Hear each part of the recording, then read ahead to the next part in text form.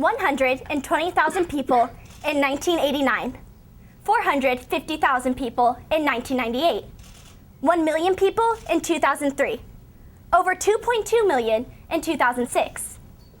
What are we talking about here? These numbers represent the number of U.S. missionaries who were commissioned to serve cross-culturally in a given year. Our first reaction to this information is often excitement, because it seems that the kingdom of God is advancing and spreading across the world. With this increase in mission activity, mission trips are being researched and analyzed more than ever before. These studies show that short-term missions can cause harm, destroying cultural values, taking away job opportunities, creating dependency on the U.S., and shaming the members of other cultures. The majority of Christians that participate in missionary work enter their trip with good intentions and wanting to serve. They want to change a child's life, spread the gospel, build someone a home, and help change the world. So how could they make decisions that might be harmful to others? I would caution that our first reaction in emotional situations is not always as helpful as it might seem. If you have been on a mission trip before, it can be hard to imagine that you may have made a decision that was unintentionally hurtful. Have you ever given a soccer ball to one child in a village? How about how many of you own a pair of Toms? These simple actions do not seem detrimental, but the aftermath can have a surprisingly negative effect on a culture. So where does this idea of missions come from? Evangelistic mission trips were a constant calling for the disciples in the New Testament. In Matthew 10, Jesus sends out the disciples and tells them to expand their ministry to those who have never heard it before. He says, "Go nowhere among the Gentiles and enter no town of the Samaritans, but go rather to the lost sheep of the house of Israel. And proclaim as you go, saying, the kingdom of heaven is at hand. Heal the sick, raise the dead, cleanse lepers, cast out demons." He sends them out because the news of the kingdom of God is for all to hear. Short-term mission trips, as they exist today, were not common until the 19th century. However, the Apostle Paul gives biblical warrant to this idea of short-term trips throughout his life. He was a long-term missionary who worked through short-term methods. For the majority of his trips, he remained in a place for only a few weeks to a few years.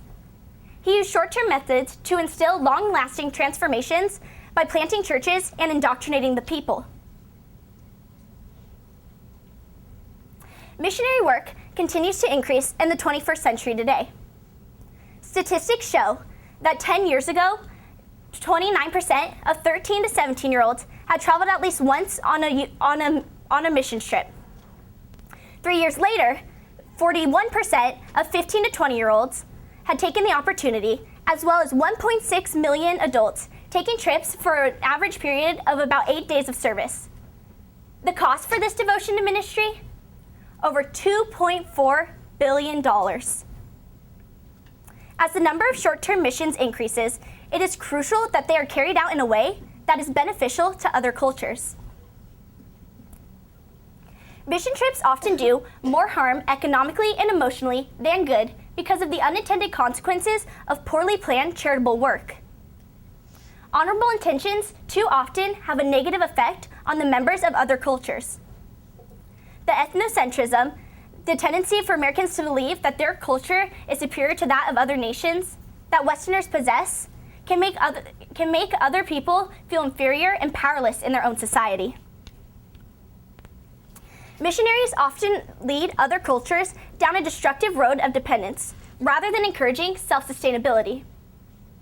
A prominent problem is that they give relief where development is more vital. As we acknowledge these concerns and educate Western missionaries on their possible negative influences, cross-cultural mission trips will become more profitable for those needing aid and help expand the kingdom of God. One of the greatest faults of missionaries is their unintentional actions in disesteeming the local people.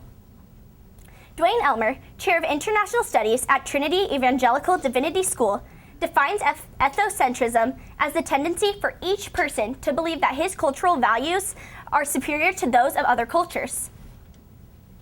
This type of cultural preference often leads to our first reaction when we look at other cultures. to see deprivation and a desperate need for help. We assume that these people cannot possibly be living fulfilling lives in their current conditions.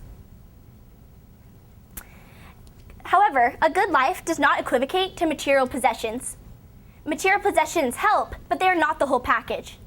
Family, relationships, work, and faith all give value to life. This judgmental mindset tends to sever relationships, especially with regards to evangelical mission trips. When spreading the gospel, it is crucial that missionaries are setting the example of Christ to show the beauty of Christianity and the power of God's grace. It is important that missionaries be open to the positive contributions that other cultures can make, rather than assuming that they need to be changed immediately. The best way to do this is to avoid the telling approach. Rather, we must listen to the members of other cultures and value their cultural values and traditions. Ethnocentrism breeds conflict in the social aspect of missions, but there are also problems economically. Take Tom's shoes, for example. When someone buys a pair of shoes, a pair is given to a child in need. This child, who previously did not have a pair of shoes, now has covered feet that are less prone to injury. So how is this seemingly effective organization seen as a problem? There are 3 types of work: relief, rehabilitation, and development that can be done in other cultures, all of which are effective in their proper circumstance. The first type of work, relief, is important after a disaster, when cultures are in need of immediate aid. They need as much donations as possible during this time because they need those resources in order to survive. The second type of work, rehabilitation, is needed to rebuild destroyed societies. They do not need free handouts, but rather need help rebuilding infrastructures and safe places to live. Missionaries often use this as an opportunity to go into another culture and take over rebuilding them, taking on tasks that the local people are completely capable of taking on themselves. The third type, development, is where missionaries do the most harm. It is important that other cultures are developing so that they can flourish economically. They don't need resources or missionaries doing their jobs for them, but rather they need jobs. Take Tom's shoes, for example.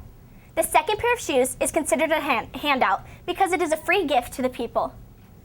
The people to whom these gifts are given do not need free shoes. They need jobs. Because of the donations given by Tom's shoes, many shoe industries in other cultures have shut down. As hard as it may be to admit, a lot of other economies aren't flourishing due to Westerners giving resources, creating dependency on us rather than encouraging self-sustainability. Statistics show that Africa has received $1 trillion in benevolent aid in the last 50 years, and per capita income is now lower, life expectancy has stagnated, and adult literacy is lower. An article on the effects of secondhand giving states that according to the U.S. International Trade Commission, about 1,589 tons of used clothing worth about $1.3 million was shipped from the U.S. to Uganda between January and October of 2012. Brian Fickert, the founder of the Chalmers Center for Economic Development, wrote, "One of the biggest mistakes that North American churches make, by far, is in applying relief in situations in which rehabilitation or development is the appropriate intervention. The solution to this problem? Donate money to the locals so that they can manufacture the goods themselves." Some Christians argue that given these points, short-term mission trips are ultimately a waste of time and money. The amount of effort it takes to properly prepare a team to engage cross-culturally can seem unnecessary to effectively help other people. By simply giving donations, an organization can use it to pursue developmental work. However, this is the wrong mindset to have. Cross-cultural relationships are extremely important to the members of other nations. Brian L. Myers, the author of Walking with the Poor, defines poverty as the result of relationships that do not work. Poverty is the result of broken When sin entered the world, it affected the world economically, socially, physically, and spiritually. Poverty is a result of these broken systems created through broken relationships with God, self, and others. This brokenness tends to come from the insecurity that the poor have because they feel incapable of living fulfilling lives. If a person cannot provide for himself and his family, then he is not living life to the full capacity that God intended. Mission trips are extremely important to heal these broken relationships. When taking the journey, it shows the other people that they are valued and important. When I went to Uganda in 2013 with Children of the Nations, an organization focused on creating self-sustainable villages, a woman came up to me and told me what a blessing it was to know that we came across the world to meet them. Cross-cultural relationships show the fullness of the kingdom of God. The church is not separate sections, the Ugandan church, the Haitian church, the American church, but rather we are one body, unified to glorify the one true God. Once someone goes on a missions trip, he has the potential to have a more personal relationship with the people and give materially and emotionally. I saw this firsthand as my team is still extremely invested in the children and the people we met. One of the members of my team was debating whether he should give the money himself, whether he should just give the money to the organization or take the journey himself. By seeing Uganda firsthand, it inspired in him a heart of giving, and he ended up donating 5 times the original cost of the trip. If he had not seen Uganda firsthand, the chances of him giving to Children of the Nations would have been slim to none. It is time for Christians to intentionally focus on properly executing charitable work. God works through us, so therefore we must be purposeful in how we interact with the members of His church.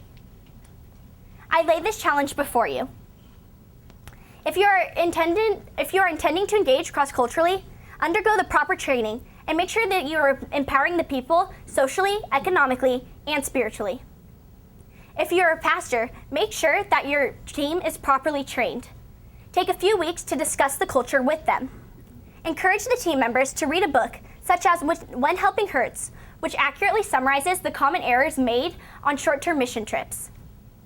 If you are taking the journey, make sure that you are well informed and aware of your actions while interacting with the local people.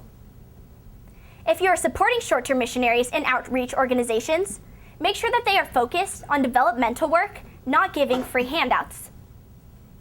All Christians need to be aware of how their church is running its missionary work, making sure that it is supporting organizations that use the correct methods. Failure to reform missions will ensure that the present socioeconomic and spiritual problems that American churches create will continue.